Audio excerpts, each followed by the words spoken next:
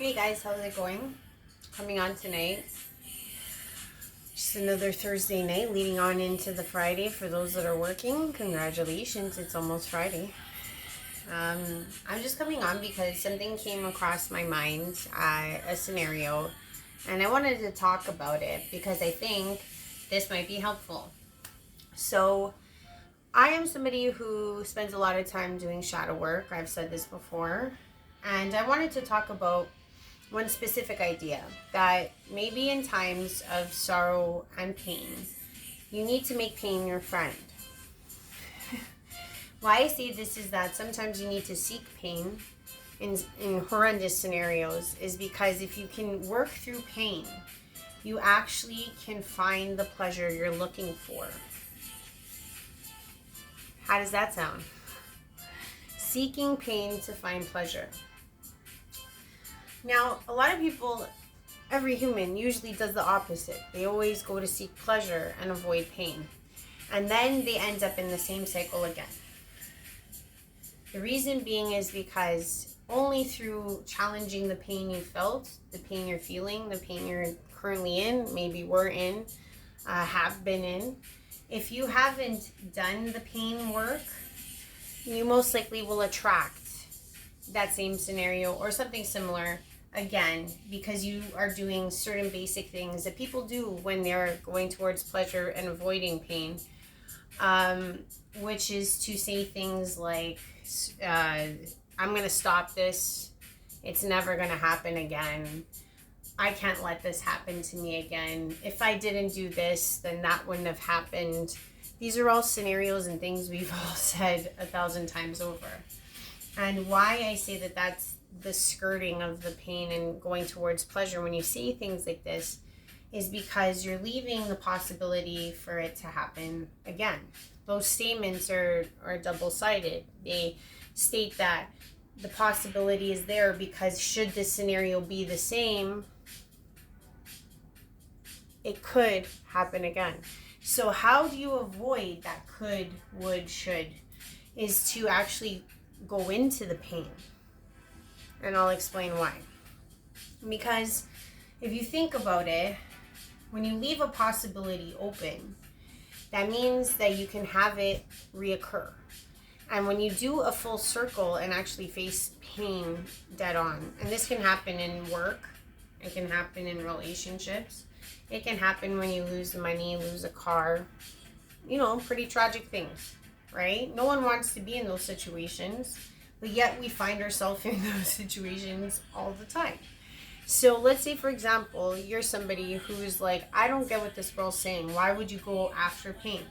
You go after pain because pain means you have to actually look at yourself.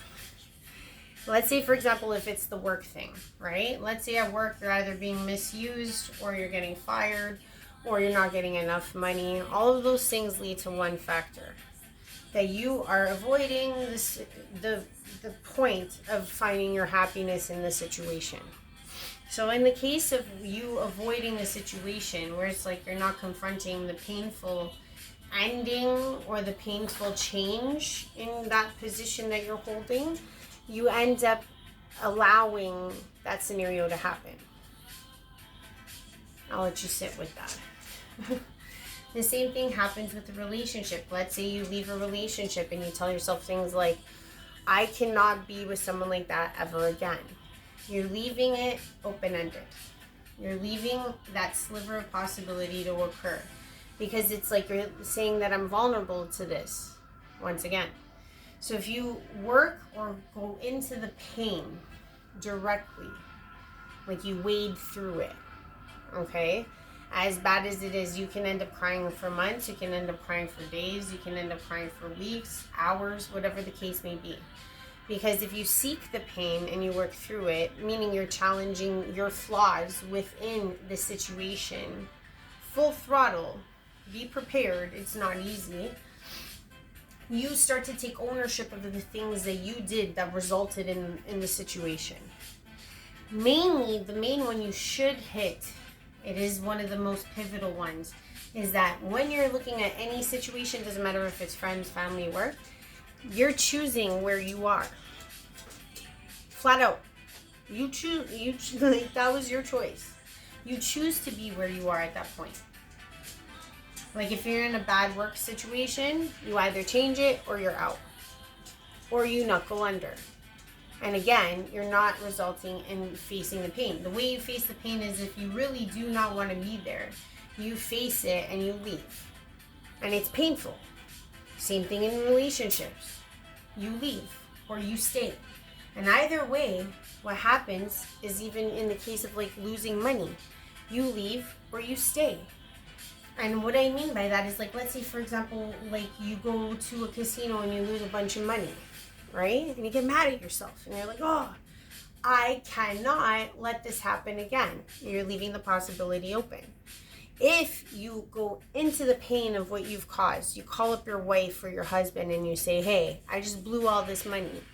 I'm not letting this happen again. You chop up your cards for the casino and maybe you tell your wife so that she can nag you and you don't go anymore. You're making moves to move into the pain so that the scenario doesn't occur again. And most likely you're going to get the pleasurable end result you were looking for, which is saving your money, having a good relationship in your life, and you're not making that mistake again. The same thing happens with the relationship. It's like, if you go into the pain, you look at the factors of why it didn't work out in the first place, which is usually you chose the person. So if you chose the person, you then have to heal other factors within yourself to ensure that that person, if they should come into your view of life, right, you don't have the energy for that person to even be attracted to you. Because you've closed the circle. You haven't left the sliver open. You leave the sliver open, you get attacked from the outside. Because you're leaving yourself impervious to the pain. You're deflecting the pain out. You're saying to the world certain things that you think you're not saying, or you are. So when you look at pain in that way, you can even see it respectively in our own lives. Like, people do things like plastic surgery. They go get waxing. They go get tattoos. Childbirth. They're all painful procedures or painful situations that result in pleasure. Great results. So sometimes we can't be as fearful as we should, because sometimes we have to realize that that same application applies.